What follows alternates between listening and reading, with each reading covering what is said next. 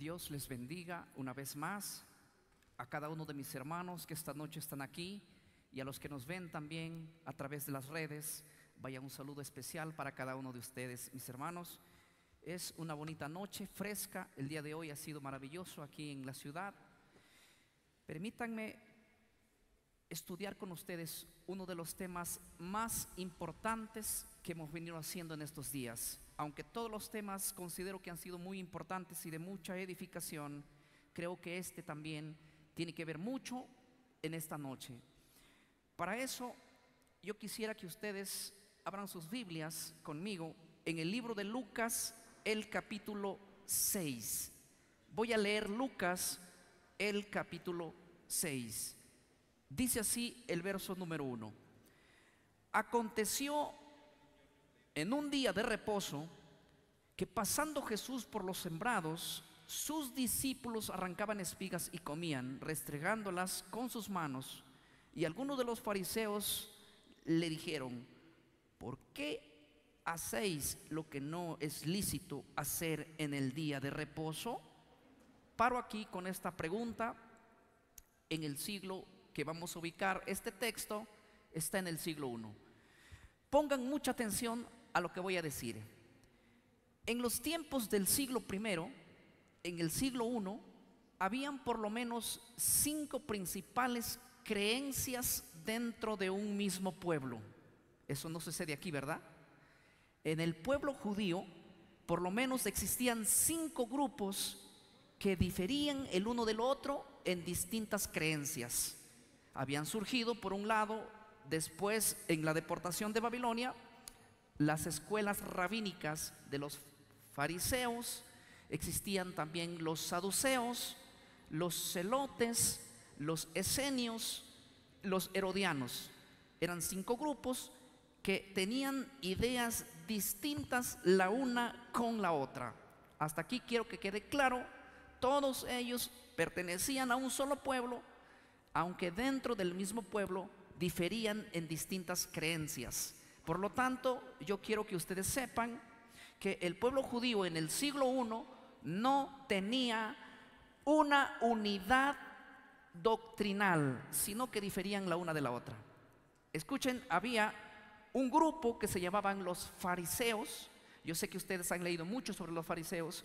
Ellos surgieron después de la deportación de Babilonia, y ellos en el siglo I se habían dividido en 2 grupos principales. Se había levantado un rabino llamado Shammai. Este rabino había formado una escuela rabínica y enseñaba la interpretación de la Torá de una manera radical. La otra escuela era una escuela formada por otro rabino llamado Hillel. Este también interpretaba el libro de la Torá, la ley, los 5 primeros libros, y interpretaba, pero con más flexibilidad, era más amor, y la otra era más radical. Solo para decirles lo siguiente: dentro de los propios fariseos discrepaban en creencias. Los mismos fariseos discrepaban en creencias, los propios fariseos. Pero 2 principales fuerzas tenían ellos, los fariseos, que discutían la una con la otra. Tal era el caso que tenían 300 diferencias doctrinales entre los de la escuela de Hillel con la escuela de Shammai, y se agarraban a debatir quién tenía la razón y quién decía la verdad. Ahora, tenían diferencias en cuanto al matrimonio, tenían diferencias en cuanto a las fiestas solemnes, tenían diferencias en cuanto al sábado. Ahora, yo quiero que comprendan este punto. Por ejemplo, había un libro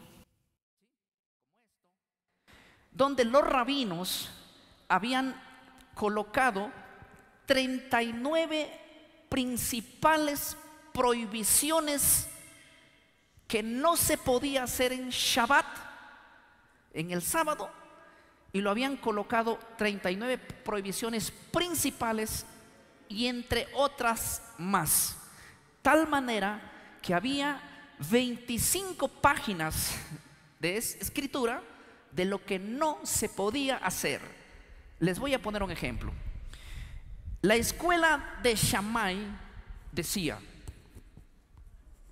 Éxodo 20 dice que el sábado es un día de descansar, no de trabajar. Por lo tanto, ellos decían, el sábado no se puede caminar más de 1 kilómetro. Cada vez que ustedes encuentren eso en la Biblia, en el Nuevo Testamento, camino de un día de reposo, esa no era un mandamiento bíblico, era un mandamiento rabínico de la escuela de Shammai, la escuela ultra ortodoxa. La escuela de Shammai prohibía que una persona vaya a atender a un enfermo en sábado. La escuela de Shammai decía, ¿qué es más importante? ¿Un hombre o el día de reposo? Y ellos decían, el día de reposo, así que el hombre que se muera. La escuela de Shammai decía, ¿qué es más importante? ¿Ir y librarle a un animal que se cayó en un hoyo en sábado o seguir guardando Shabbat? No, seguir guardando Shabbat, que se muera el animal caído entonces. La escuela de Shammai decía, un hombre si tiene hambre en sábado no debe arrancar ningún tipo de frutas, decía ellos. Pero ¿qué decía en contraposición la escuela de Hillel? La escuela de Hillel tenía otra postura en la interpretación y decía, si un hombre se enferma en sábado y hay que ir a atenderlo, es mejor atenderlo a ese hombre, que es más importante. ¿Por qué? Porque para nosotros la ley se resume en amor, y al hacer el bien estamos en lo correcto respetando la Torá. No hay violación de la Torá porque estamos haciendo el bien. ¿Qué decía la escuela de Hillel? Si un animal se cae a un hueco, es preferible atender al animal, porque es bueno salvar una vida y hacer un acto de misericordia, ya que la ley se resume en amor, y al hacer esos actos de bondad no estamos quebrantando absolutamente nada. Les estoy poniendo pensamientos que había en el siglo I, de los cuales es verdad. La escuela ortodoxa de Shammai era muy estricta, que había levantado cosas como, lo que les voy a decir es real: no puedes bañarte ese día, no puedes tomar dinero ese día.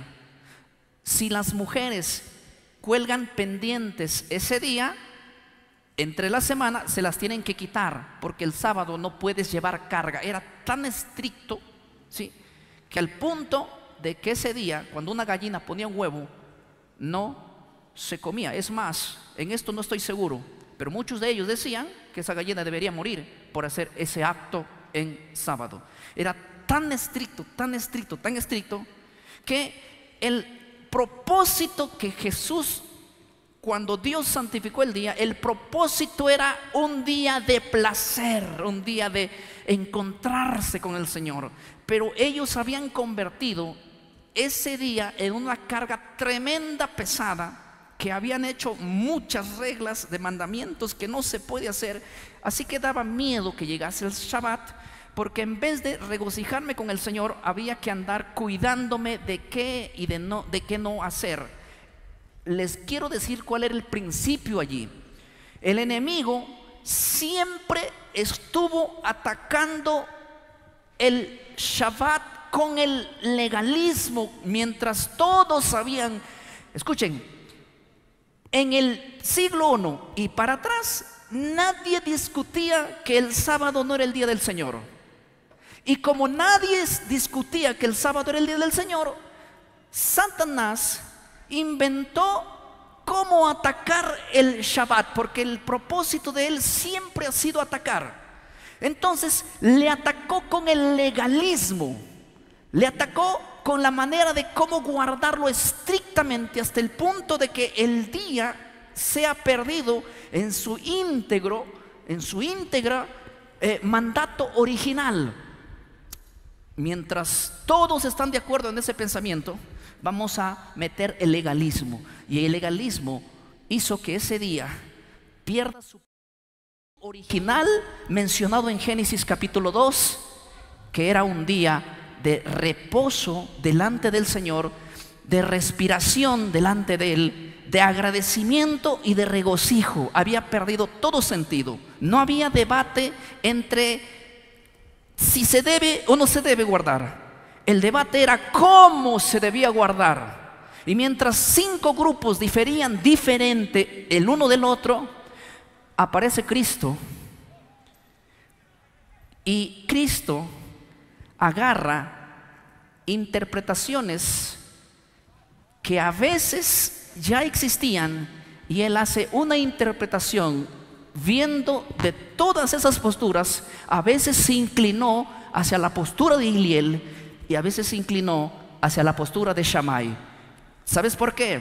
Porque aunque esos hombres eran hombres de las escuelas, algunos habían llegado a la interpretación correcta en ciertos temas y otros no. Y Jesús, cuando Él viene en el siglo I, se presenta con este tremendo cuadro. Miren lo que dice el texto que leímos. Aconteció que un día de reposo, que pasando Jesús por los sembrados, sus discípulos arrancaban espigas y comían, escuchen bien, restregándolas con sus manos. Y algunos de los fariseos dijeron: ¿por qué haces lo que no es lícito hacer en el día de reposo? Vamos a parar acá. La Biblia no dice que todos los fariseos estaban de acuerdo o en contra con lo que Jesús estaba haciendo. Jesús viene un día con sus discípulos de Betania a Jerusalén. En primer lugar, de Betania a Jerusalén hay exactamente 3 kilómetros, por ahí, 3 kilómetros aproximadamente. Desde la perspectiva de la escuela de Shammai, Jesús ya estaba quebrantando una ley de ellos, establecida de ellos. La Biblia dice que Jesús pasaba con sus discípulos, y sus discípulos fueron los que arrancaron espigas caminando. Ellos estaban caminando, contrario a lo que muchos he escuchado decir. En ocasiones me escriben, me dicen: Jesús salió con sus discípulos al campo a arrancar espigas. Les digo: no, Jesús no salió con sus discípulos a arrancar espigas. Ellos pasaban. Segunda corrección: Jesús no arrancó espigas, lo hicieron sus discípulos. Ahora, tercera corrección: ellos no salieron al campo y se metieron a arrancar espigas. No, ellos simplemente cruzaban, porque el camino era más corto para llegar a Jerusalén, atravesando el sembrío. Y sus discípulos hicieron más o menos esto. Pongan atención, sus discípulos, ¿cómo pasar? Arrancaban espigas y caminaban frotándolas y comiéndolas. Ellos habían leído Deuteronomios 23. Voy a leer este verso. Deuteronomios capítulo 23. Dice así el verso 25: cuando entres en la mies de tu prójimo, podrás arrancar espigas con tus manos, mas no aplicarás hoz a la mies de tu prójimo. Los discípulos habían leído esta parte, claro, porque un judío desde muy temprano conocía la Torá. Entonces, ¿qué dice ese verso? Cuando entres a la mies de tu prójimo, podrás arrancar espigas ¿con qué? Con tus manos, ¿sí? Ahora, mas no podrás meter la hoz, que si metes la hoz, ahí sí hay falta a la ley. Pero si tú arrancas espigas con tus manos y lo comes, no tiene que ver con ningún tipo de transgresión a la ley. El detalle es que el texto simplemente dice eso.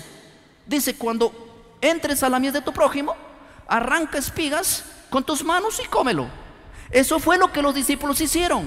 Ellos sabían que no había nada de malo y que cruzando por algún sembrío ellos podían arrancar espigas y frotarlas con sus manos y nada más. El libro de la ley dice así, pero el libro de la ley no dice menos el sábado. No dice eso la ley. Eso es la interpretación rabínica que dijo los de la escuela de Shammai, ortodoxos hasta el cuello, dicen así: sí, la ley dice que hay que arrancar espigas, que podemos arrancar espigas, comerlas, pero nosotros vamos a poner una ley de parte nuestra, menos el Shabbat. Esa fue una colocación rabínica. Les voy a hacer un ejemplo. Si ustedes pasan por un sembrío de naranjas un día sábado, están pasando y de pronto ven una naranja deliciosa que está aquí, arrancar y comerla no estaba prohibido por la palabra o por la ley, pero ese acto de arrancar y pelar una naranja y comerlo sí estaba prohibido en la Mishnah, libro escrito por los de la escuela de Shammai, que no se podía hacer. Entonces, cuando ustedes ven en Lucas 6 a Jesús pasando por sus discípulos, ¿saben quién era el que vino para cumplir la ley? ¿Saben quién es el que estaba allí? Jesús, aquel que nunca pecó, aquel que no puede tolerar el pecado, aquel que dijo: ¿sabes qué? Te perdono, pero no vuelvas a pecar. Si hubiese sido pecado transgredir la ley, Jesús jamás hubiera permitido que sus discípulos en su frente arrancaran espigas, sabiendo que eso estaba prohibido por la ley, literalmente así. Es más, Jesús siempre que se movía de un lugar a otro, las escuelas rabínicas tenían por ahí sus discípulos que eran los ojos para acusarlo, porque lo que estaban buscando en ese tiempo era cómo acusarle a Cristo y a su ministerio. Ellos no estaban viendo los milagros que hacía Jesús, ellos no estaban viendo los paralíticos que estaba levantando, ellos no estaban viendo cómo Jesús estaba uniendo al pueblo y el pueblo tenía esperanza. Ellos no les importaba eso, ellos les miraban para ver cómo destruimos su ministerio de Cristo. Y la Biblia dice que algunos de los fariseos le dijeron a Jesús que estaba haciendo algo que no era lícito hacer. Y cuando nosotros leemos eso, automáticamente pensamos que aquello del cual los fariseos le culpan a Cristo es algo que está prohibido en la Torá. No, lo que ellos le están reclamando es de una falta que era considerable, sí, irrespetuosa falta, quebrantar las normas que los ancianos habían levantado. ¿Se acuerdan? En una ocasión Jesús, en el libro de Mateo 15, él está a la mesa teniendo un diálogo, porque sus discípulos quebrantaron también una falta más establecida en la Mishnah, que decía que hay que comer, pero primero uno tiene que lavarse las manos. Y por esa causa que los discípulos no se lavaron las manos, ustedes van a ver que los fariseos reclaman que no se está obedeciendo la tradición de ellos. Dentro de la Mishnah era un libro de tradiciones de las cuales la iglesia antigua de ese tiempo, por así llamarlo, vamos a llamarlo iglesia, ellos estaban establecidos así para guardar normas, inclusive más allá de las que la Biblia estaba diciendo. Hoy en día muchos hermanos, mucha gente sincera agarra en Lucas 6 para decir que Jesús fue un transgresor de la ley, para decir que Jesús o sus discípulos no obedecieron la ley. Pero déjenme contarles que el Señor Jesús en Lucas 6 no quebrantó absolutamente nada de la Torá. Es más, ni siquiera Él, señala la Biblia, que arrancó espigas.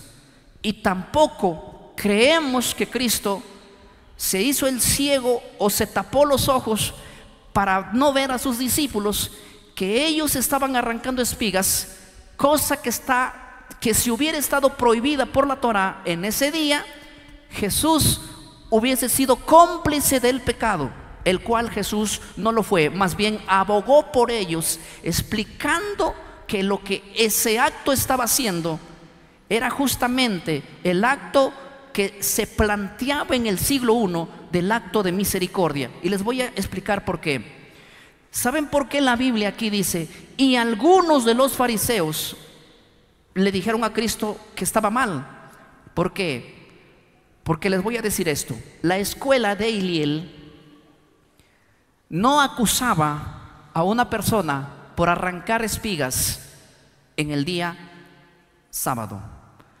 Así que ninguno de la escuela de Hillel condenó a Cristo por ese acto. ¿Por qué? Porque la escuela de Hillel, cientos de años antes de Cristo, ya practicaba lo que tú vas a ver en el ministerio de Cristo. Por ejemplo, ustedes van a ver que Cristo en una ocasión le dice a la multitud que el acto de hacer el bien en el sábado era correcto. Esa interpretación no es original de Cristo, sino que cientos de años atrás ya lo planteaba la escuela de Hillel. Y cuando Cristo hacía milagros en sábado, ese acto era condenado por las de la escuela de Shammai, pero era aplaudido por la escuela de Hillel. Y yo quiero que ustedes comprendan una cosa muy importante. Cuando ustedes ven a Cristo haciendo milagros, van a ver un grupo de gente diciendo: no puedes hacer eso en el Shabbat. Ustedes, lo que el autor no escribe, que me hubiera gustado que escriba, es: y otro grupo, los de la escuela de Hillel, aplaudían a Jesús diciendo: bravo. ¿Te das cuenta que Jesús en esta interpretación está correcto con nosotros? Así que no hay que hacer una acusación acelerada y generalizada pensando que todos los rabinos, que todos los fariseos estaban en contra de los milagros que Jesús hizo en el día sábado. No, solamente estaban en contra los de la escuela ortodoxa de Shammai, no los de la escuela de Hillel. En esto yo quiero que quede claro. ¿Por qué? Porque cuando nosotros estudiamos cada una de las creencias de las escuelas rabínicas referente a este día, ustedes van a encontrar que muchos de la escuela de Hillel llegaron a esa interpretación como la que Cristo hizo y realizó sanidades en ese día. Quiero que ustedes vean conmigo uno de los perjuicios también relacionados en el libro de Juan, el capítulo 5. Si ustedes me pueden acompañar, quiero irme a Juan, el capítulo 5, para enfatizar unos puntos importantes. Jesús aquí, les relato así: Jesús aquí había ido a una fiesta de los judíos, y la Biblia dice que en Jerusalén, cerca de la puerta de las ovejas, había un estanque llamado Betesda. Que ahí, ustedes se acuerdan del estanque de Betesda. Jesús se aproxima al estanque de Betesda y ahí había una fuente de agua que milagrosamente hacía milagros, valga la redundancia, una vez al año. Pero la Biblia en el verso 5 dice así: Juan 5:5, había allí un hombre que hacía 38 años que estaba enfermo. Cuando Jesús lo vio acostado, supo que llevaba mucho tiempo y le dijo: ¿quieres ser sanado? Y tienen un diálogo y el hombre le dice: sí, quiero ser sanado, y le explica el motivo por el cual no es sanado. En el verso 8 le dice así: Jesús le dijo: levántate, toma tu lecho y anda. Y al instante el hombre fue sanado y tomó su lecho y anduvo. Y era día de reposo aquel día. Ahora escuchen el verso 10. Entonces los judíos dijeron a aquel que había sido sanado: es día de reposo, no te es lícito llevar tu lecho. Saben, la escuela ortodoxa de Shammai prohibía inclusive cualquier persona que llegaba alhajas en los brazos o pendientes en las orejas, quitárselos en el Shabbat. Así que transportar una madera como la que tengo aquí de un lugar a otro era quebrantar el sábado. Pero una vez más que yo quiero decirles algo: eso no está escrito en la Biblia.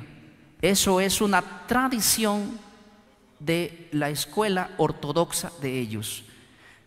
¿Por qué razón?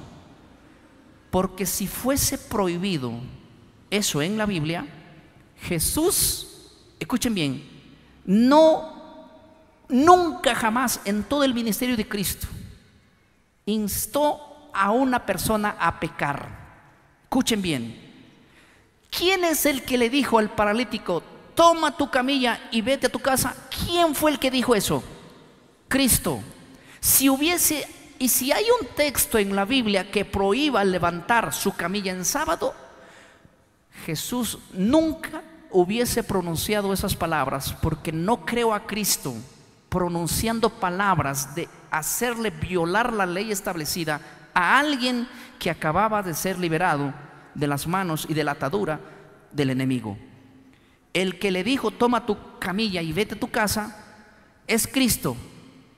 Y para la mente racional, para la mente objetiva, para la mente que razona, jamás Cristo, repito e insisto, sabiendo que hay una prohibición de no levantar un peso, le hubiese dicho: levanta tu camilla.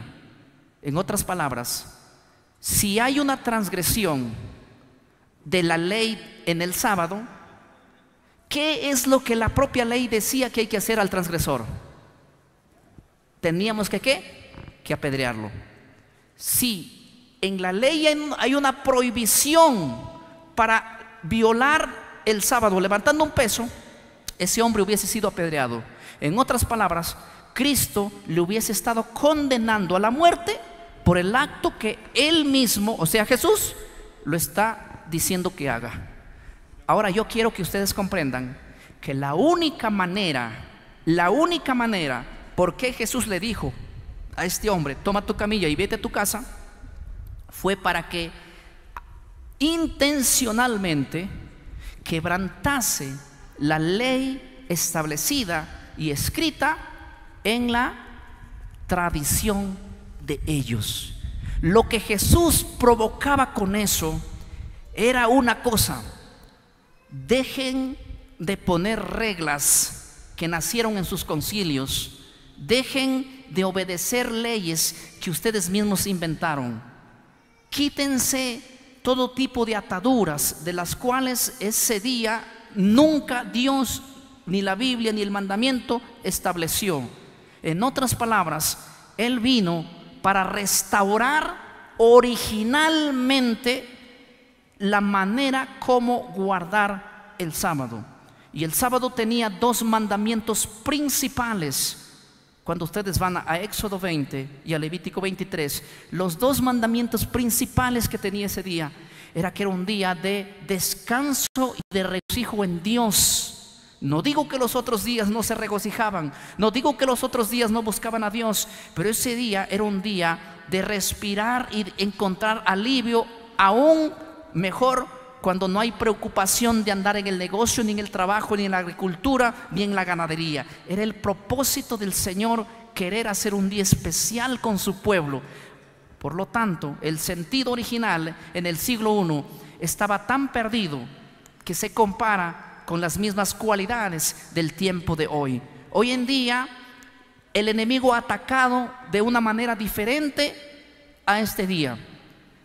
Hoy en día muchísimos cristianos ya no reconocen que este día sigue siendo un día especial. De tal manera que en la antigüedad no había debate en qué día era el día de descanso, sino de cómo era la manera de hacerlo. Jesús, a través de todo su ministerio, nos enseñó la manera correcta de hacerlo, basada en dos principales cosas de hacer el Shabbat. Uno es de que sea un día de delicia, y dos es que es un día de santa convocación, según Levítico 23:3. Santa convocación es. Pero créanme, y no me quiero pasar el cuento, yo sé que ustedes hacen santa convocación basado en ese mandamiento porque es un día placentero, ¿verdad? Es un día especial. La Biblia no dice por ningún lado que es un día de mediodía de santa convocación, pero es que a veces nosotros interpretamos la Biblia de otra manera y nos volvemos simplemente medios observadores, específicamente hablando. Yo sé que esto pasa en Perú, en algunas iglesias. Aquí yo sé que ustedes son de otra manera, ¿verdad? Y saben cómo agradar al Señor, o mejor dicho, cómo nos agradamos en Él en ese día especial. Hoy en día el enemigo ha atacado este día. ¿Por qué será que cuando yo rastreo la historia voy a ver que a lo largo de la historia siempre el enemigo tuvo que ver con este día especial? Porque lo que él quiere es que la gente no se regocije en Dios específicamente, y lo atacó desde pensamientos, y usó en este caso, el enemigo usó en este caso, cuando vemos las profecías bíblicas, el enemigo usó al cuerno pequeño que hemos venido hablando durante todos estos días. Cómo el cuerno pequeño hizo que la gente olvidase este día, le diese la espalda, y simplemente ahora le demos la espalda a todo aquello que tiene que ver con ese día especial, y nos hemos olvidado. Pero créanme, esto más aún ha sucedido en este tiempo. Después que vino la reforma protestante, los verdaderos protestantes antiguos por lo menos reconocían que el día sábado siempre ha sido el día del Señor y nunca jamás otro día. Yo les hice un reto, creo que hace 2 días atrás, y hoy pueden ustedes traer las evidencias donde la Biblia o la historia muestra un cambio o una anulación de este mandamiento preciado que nosotros podemos ver a lo largo de toda la Biblia. Pero saben, hoy yo estuve hablando con uno de los principales representantes de una iglesia metodista, y hablábamos, y yo le preguntaba, basado en la Biblia y solamente en la Biblia, ¿dónde dice que hay una transferencia del sábado al domingo? Y créanme, nadie va a poder dar una respuesta certera basada en la Biblia, porque eso lo hizo el poder del cuerno pequeño, y hemos hablado bastante sobre eso. Pero por lo menos a lo largo de toda la historia ha habido hombres sinceros y francos que, aunque no pudieron someter a toda su iglesia a observarlo, por lo menos ellos escribieron artículos diciendo que no había una transferencia del sábado al domingo, y que las evidencias que ellos habían llegado a creer de este cambio fue que ellos decían que lo hizo la iglesia que salió de Roma. Voy a ir leyendo un par de documentos para que ustedes puedan ver. Miren lo que dice el manual de la iglesia bautista. ¿Cuántos bautistas hay aquí? Los mando un saludo. Voy a leer el manual, me permiten leer el manual bautista. El manual de la iglesia bautista, el doctor E.T. Hiscox dice lo siguiente. Él es el autor del manual de la iglesia bautista. Él dice así: había y hay un mandato para santificar el sábado. Había, tiempo pasado, y tiempo presente. Dice, había y hay un mandato de santificar el sábado, pero ese día sábado no es el domingo. Sin embargo, será fácil, dijo, y con muestra de triunfo, que el sábado fue transferido al séptimo día, o fue transferido del séptimo día al primer día de la semana, con todos sus deberes, sus privilegios y sanciones. Si desean ansiosamente información sobre este tema, que he estudiado, dice él, durante muchos años, me he preguntado, ¿dónde puede encontrarse el registro de dicha transferencia? No en el Nuevo Testamento, en lo absoluto. No hay evidencias bíblicas del cambio de la instrucción del sábado, que es el séptimo día, al domingo. A mi me parece inexplicable, dice él, que Jesús durante 3 años de discusión con sus discípulos, a menudo conversando con ellos sobre cuestiones del sábado, discutiendo en algunos de sus diversos aspectos, librando de sus falsas interpretaciones judías tradicionales, nunca aludió a ninguna transferencia del día también. Este personaje escribe una carta muy larga, que de hecho son como 7 páginas que él escribe. En todas sus 7 páginas, que las recomiendo, de este personaje, ustedes van a encontrar que en toda su página, en el manual bautista, plasma diciéndole a la iglesia bautista: no existe evidencia de cambio del sábado al domingo. No existe, por la Biblia, ni por Jesús, ni por los apóstoles. Él dice que dicha transacción fue hecha por la iglesia que salió de Roma. Él dice, fue hecha por la iglesia católica. La iglesia bautista reconoce que el cambio fue hecho por el cuerno pequeño. Y mi pregunta es, si hubieron hombres sinceros que escribieron esto y que hasta ahora tenemos sus documentos, mi pregunta es, como yo les decía, siempre les dije, y hace 2 días atrás les decía, el detalle es que a veces nosotros sabemos una verdad y sabiendo esa verdad permanecemos allí. Yo no sé por qué, pero cada uno de ustedes sabe. La Iglesia Bautista del Sur, que también formaba parte de ella, también hace las mismas declaraciones, pero hoy yo tengo muchos documentos para leer aquí, de tal manera que voy a leer algunos nomás. Por ejemplo, la Iglesia Anglicana, en su confesión institucional, dice lo siguiente: ¿y dónde se nos dice en las Escrituras que hemos de guardar el primer día? En lo absoluto. Se nos ordenó guardar el séptimo, pero en ninguna parte se nos ordenó guardar el primer día la razón por la que guardamos el primer día de la semana en lugar del séptimo es la misma razón, oigan, es la misma razón que observamos muchas otras cosas, no porque lo dice la Biblia, sino porque la iglesia ordenó. Isaac Williams, el creador de las confesiones anglicanas, a nombre de él y a su denominación anglicana, le dice: nosotros guardamos el domingo, observamos el domingo, no porque haya orden alguna. Ordenamos el domingo o guardamos el domingo porque lo dio la orden. ¿Quién? La Iglesia Católica.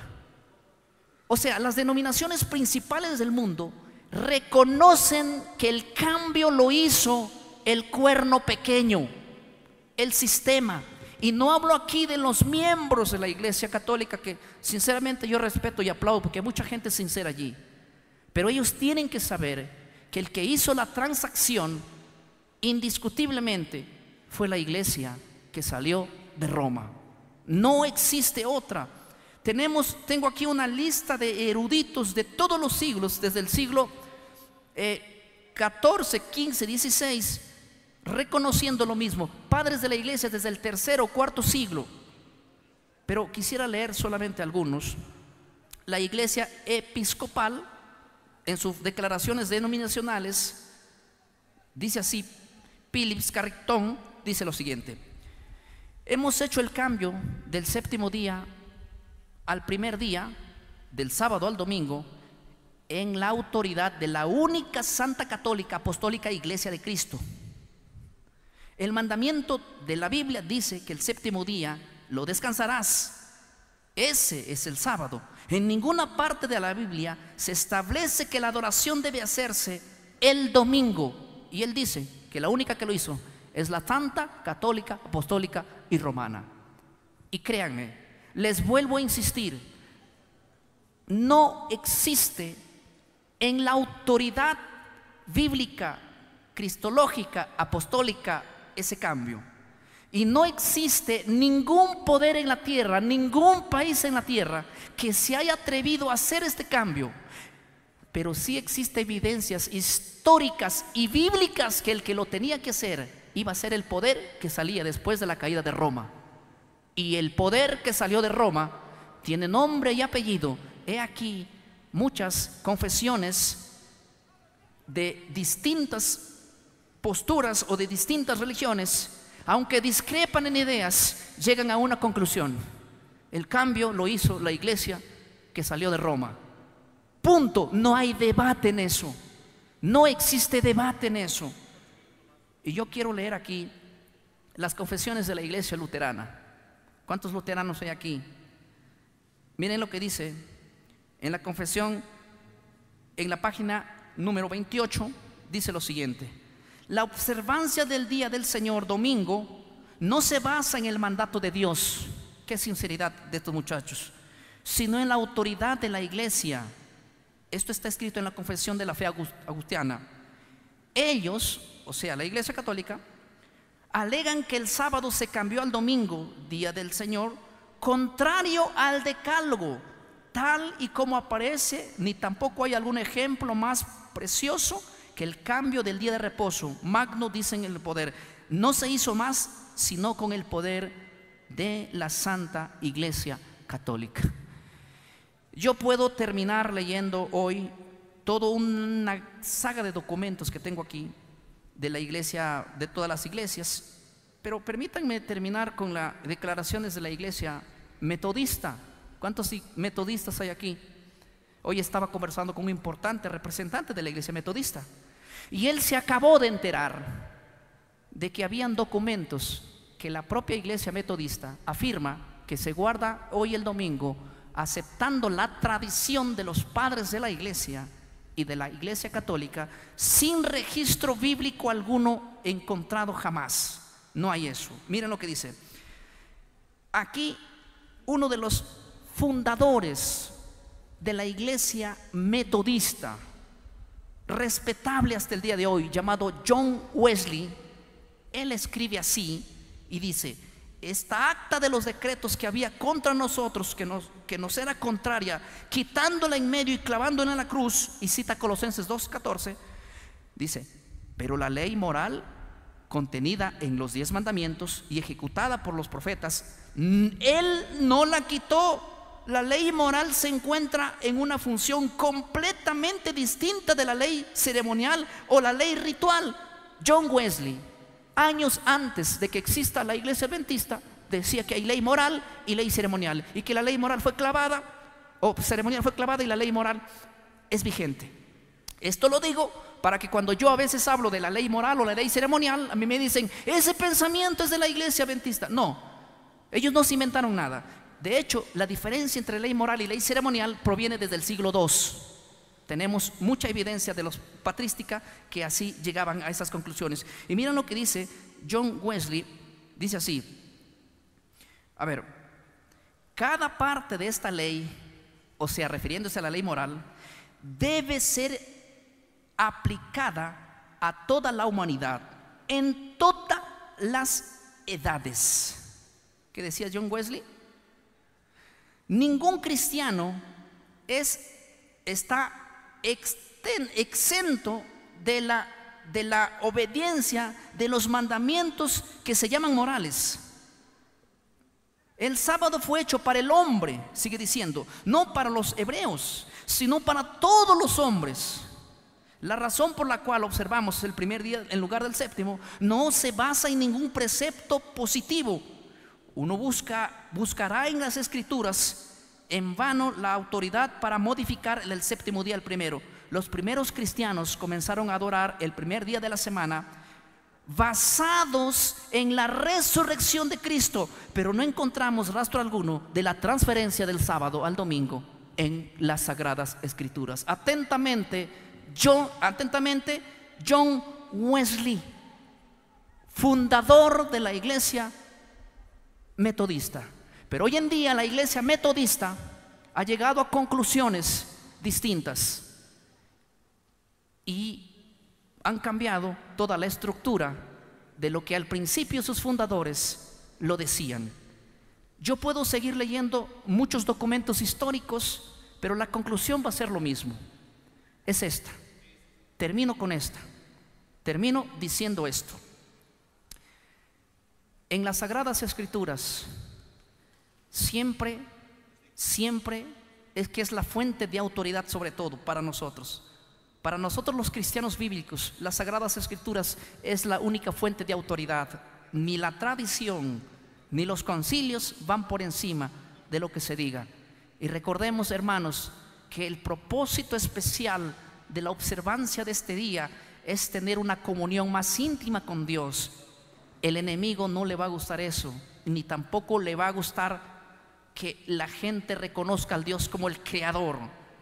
Pero nosotros tenemos la decisión, cada uno de nosotros: o obedecemos a Dios y a su palabra, o sencillamente seguimos las tradiciones de los hombres y las tradiciones de la iglesia que hizo este cambio sucesivamente, seguido a la muerte de los apóstoles. Espero que cada cosa que nosotros hayamos estudiado esta noche sea que nos ayude a fortalecer nuestra fe, porque recuerden, un día estaremos frente al Señor y solo habrá una cosa que hablará de nosotros: la fidelidad que hayamos demostrado en esta vida delante de Él. Dios les bendiga y un saludo especial para cada uno de ustedes. Que el Señor nos bendiga, apreciada iglesia. Amén.